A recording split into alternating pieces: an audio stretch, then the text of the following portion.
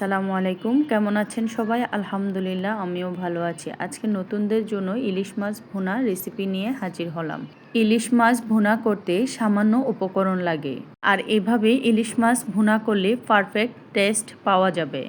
সঠিকভাবে ইলিশ মাছ ভুনা করলে পারফেক্ট স্বাদ ও গন্ধ দুটাই পাওয়া সম্ভব।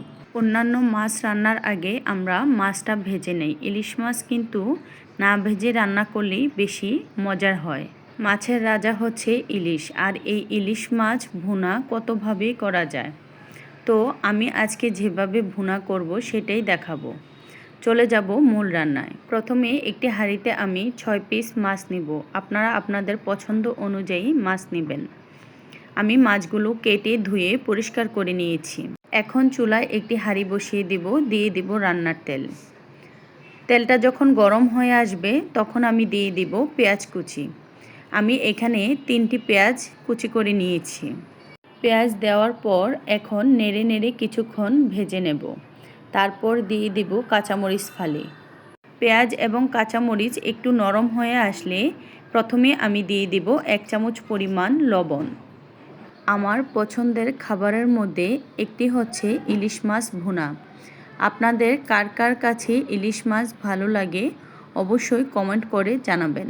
বাসায় থাকা অল্প উপকরণ দিয়ে এই মাছটা রান্না করা যায়। তো এখন দিয়ে দিব আমি একটু রসুন বাটা, পেঁয়াজ বাটা। ইলিশ রান্নায় চেষ্টা করবেন কম মশলা ব্যবহার করতে, এতে ইলিশের অরিজিনাল স্বাদ পাওয়া যায়। একটু নেড়ে রসুন পেঁয়াজ ভেজে নেব যাতে করে কাঁচা গন্ধটা চলে যায়। এখন দিয়ে দিব 1 চামচ পরিমাণ হলুদ গুঁড়া, 1 চামচ পরিমাণ লাল মরিচের গুঁড়া।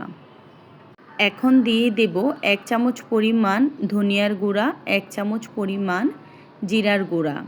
এখন সবগুলো উপকরণ আবার একটু ভালোভাবে নেড়ে চেড়ে দেব।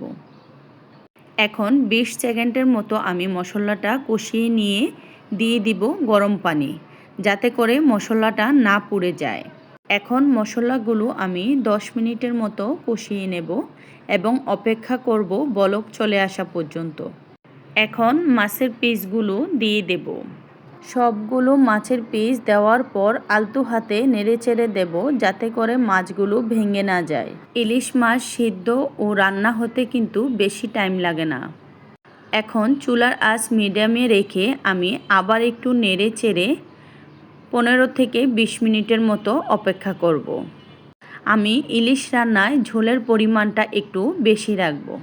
তো আমার রান্নাটা প্রায় শেষ। এখন দিয়ে দিব ধনিয়া পাতা কুচি।